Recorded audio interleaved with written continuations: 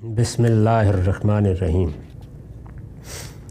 عن ابی ہریرہ ان رسول اللہ صلی اللہ علیہ وسلم قال لا واللہ لا یؤمن لا واللہ لا یؤمن لا واللہ لا یؤمن قال ومن ذاک یا رسول اللہ قال جار لا یأمن جارہ بوائقہ قیل وما بوائقہ قال شرہ۔ یہ مسند احمد کی روایت ہے، اس کا رقم ہے 8432۔ ترجمہ ہے، ابو ہریرہ رضی اللہ عنہ روایت کرتے ہیں کہ رسول اللہ صلی اللہ علیہ وسلم نے فرمایا، نہیں، خدا کی قسم مومن نہیں ہو سکتا، نہیں، خدا کی قسم مومن نہیں ہو سکتا، نہیں، خدا کی قسم مومن نہیں ہو سکتا۔ یعنی کسی موقع پر بہت جذبے کے ساتھ، جیسے کہ کبھی کبھی رسالت مآب صلی اللہ علیہ وسلم زور دینے کے لیے اسلوب اختیار کرتے تھے، 3 مرتبہ یہ آپ نے فرمایا کہ نہیں، خدا کی قسم مومن نہیں ہو سکتا۔ لوگوں نے پوچھا، کون یا رسول اللہ؟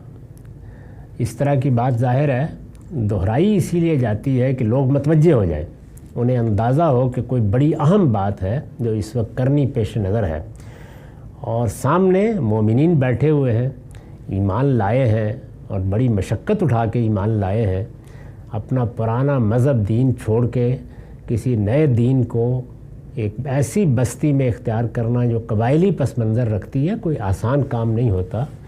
ان لوگوں کے سامنے اللہ کا رسول یہ کہہ رہا ہے کہ نہیں، مومن نہیں ہو سکتا، تو یہ بڑی تشویش، بڑی خطرے کی بات ہے۔ لوگ متوجہ ہوئے اور فرمایا، کون یا رسول اللہ؟ اور اب سنیے جواب کیا دیا، من ذاک یا رسول اللہ، کون یا رسول اللہ؟ فرمایا، جار لا یامن جارہ بوائقہ، فرمایا وہ جس کے ہمسائے اس کے بوائق سے محفوظ نہ ہو۔ پوچھا گیا یہ بوائق کیا ہیں؟ فرمایا اس کا شر، یعنی جس کے ہمسائے اس کے شر سے محفوظ نہ ہو۔ یہ معلوم ہے کہ ہمارے دین میں جن 3 چیزوں کو تطہیر کا موضوع بنایا گیا ہے، پاکیزگی کا، ان میں ہمارا بدن ہے، ہمارا خور و نوش ہے، اور سب سے بڑھ کر ہمارے اخلاق ہیں۔ اور اخلاق کا سب سے اولین ظہور کہاں ہوتا ہے؟ یا بیوی بچوں کے ساتھ جو گھر کے اندر ہیں، یا ہمسائے۔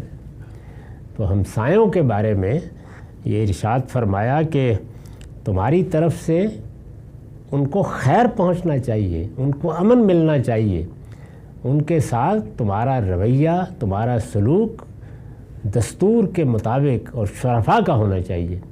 اگر تمہارے ہمسائے تمہارے شر سے خوف زدہ ہیں اور انہیں یہ اندیشہ ہے کہ ہم اس کی زبان سے، اس کے ہاتھ سے محفوظ نہیں ہیں، یا یہ ہمارے خلاف کوئی اقدام کر سکتا ہے، یا ہمیں تنگ کر سکتا ہے، یا ہمارے لیے اذیت کا باعث بن سکتا ہے، تو جانتے ہو کہ یہ کیا چیز ہے۔ اس کے بعد تمہارے ایمان کی حقیقت اللہ کے ہاں ختم سمجھی جائے، مومن ہی نہیں ہو سکتے تم۔ یعنی یہ محض کوئی گناہ کی بات نہیں ہے، بلکہ جو کچھ تم کرو گے وہ آخرت میں تمہیں منکروں کی صف میں لے جا کر کھڑا کر دے گا۔ اللہ تعالیٰ کے ہاں تمہاری سب چیزیں غارت ہو جائیں گی۔ اتنی بڑی بات اللہ کے پیغمبر نے فرمائی، اور یہ کہا کہ کوئی شخص مومن ہو کر یہ رویہ نہیں اختیار کر سکتا کہ اس کے ہمسائے اس سے آزار محسوس کریں۔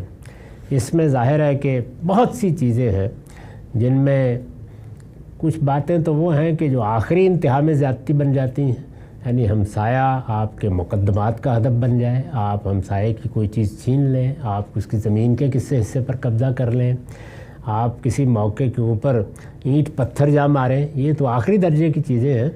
لیکن وہ چیزیں بھی جو بظاہر معمولی ہوتی ہیں، وہ سخت آزار کا باعث بن جاتی ہیں۔ آپ کے ہاں سے اٹھنے والی آوازیں، آپ نے کوئی گیت لگا دیا ہے، تلاوت لگا دی ہے، کوئی اور کام کر دیا ہے، نیکی کی کوئی بات ہے، لیکن دوسرے آدمی کو آپ زبردستی تو نہیں سنوا سکتے۔ تو اگر اس کے کانوں میں سوتے جاگتے ہوئے چیز پڑ رہی ہے، اس کے لیے آرام کرنا مشکل ہو گیا ہے، تو یہ اصل میں آپ کوئی نیکی اور خیر نہیں کر رہے ہیں، یہ آپ شر دوسرے تک پہنچا رہے ہیں۔ آپ نے اپنا کوڑا کرکٹ اٹھایا، اٹھا کے اس کے سامنے ڈال دیا، یا اس کی کوئی چیز خراب ہوتی ہے تو چلیں آپ کے گاڑی کھڑی کرنے سے یا آپ کے اٹھنے بیٹھنے سے خراب ہو گئی اور آپ نے کہا یہ بھی میرا حق ہے. تو چھوٹی سے چھوٹی چیز بھی اگر ہمسائے کے لیے آزار اور تکلیف کا باعث بن رہی ہے تو اس کا مطلب یہ ہے کہ آپ اللہ تعالیٰ کے ہاں جواب دہی کے مقام پر کھڑے ہیں. ہر شخص اگر اپنے ہمسائے کے بارے میں اس طرح اپنے فرائض کا ادراک کر لے تو اندازہ کر سکتے ہیں کہ دنیا میں کیسا امن قائم ہوتا ہے. اسلام کا مزاج یہ ہے کہ ریاست انسان اپنی ضرورتوں کے لحاظ سے قائم کرتا ہے، اس لیے وہ کبھی اسلام کا موضوع نہیں بنتی، فرد اسلام کا موضوع ہے. چنانچہ وہ کیا کرے گا؟ وہ یہ کرے گا کہ تمہیں پاکیزہ بننا ہے، تمہارے ہمسایوں کے ساتھ تمہارا رویہ یہ ہونا ہے، تمہارے اعزاء کی یہ ذمہ داریاں ہیں، تمہارے اقربا کے یہ حقوق ہیں. یعنی فرد کو اس کے فرائض بتائے جاتے ہیں. اور یہاں ساری بحث بھی فرائض پر ہوتی ہے، حقوق پر نہیں ہوتی. اگر ہر شخص اپنی ذمہ داریوں کو محسوس کرے، اپنے فرائض کو محسوس کرے تو دین لوگوں کے لیے رحمت بن جاتا ہے. لیکن اگر ایسا نہ ہو تو پھر وہ ایسی زحمت بنتا ہے کہ لوگ دینداروں سے پناہ مانگتے ہیں، ان کے قرب سے پناہ مانگتے ہیں.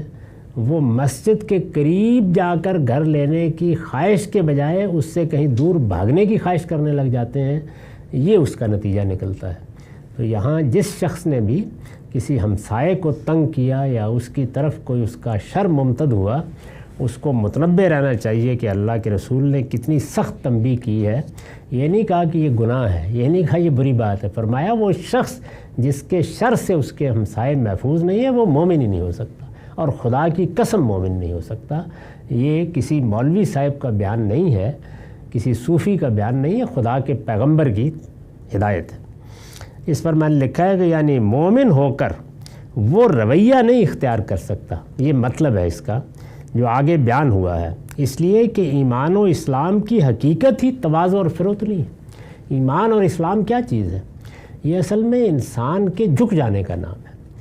ہر انسان کے اندر ایک انا کا بت ہے جو رکھا گیا ہے امتحان کے لیے، لیکن وہ اس بت کو اٹھاتا ہے اور اس کو اٹھا کر ایک سرب فلک عمارت بنا لیتا ہے اور پھر اس کی پرستش شروع کر دیتا ہے. اس کی اپنی خواہشیں اس کی معبود بن جاتی ہیں. تو اللہ تعالیٰ یہ فرماتے ہیں کہ بندہ مومن کون ہے؟ جس کے اندر تواضع ہے، خشوع ہے، اخبات ہے.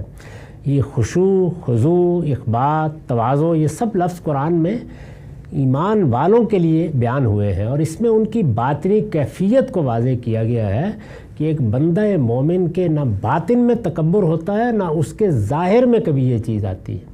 وہ اپنے اندر سے جھکا ہوا ہوتا ہے، حق کے سامنے جھکا ہوا، صحیح استدلال کے سامنے جھکا ہوا. صحیح رویے کی تلقین کی جائے تو فوراً کوئی بچہ بھی تلقین کر دے تو اس کو ماننے والا.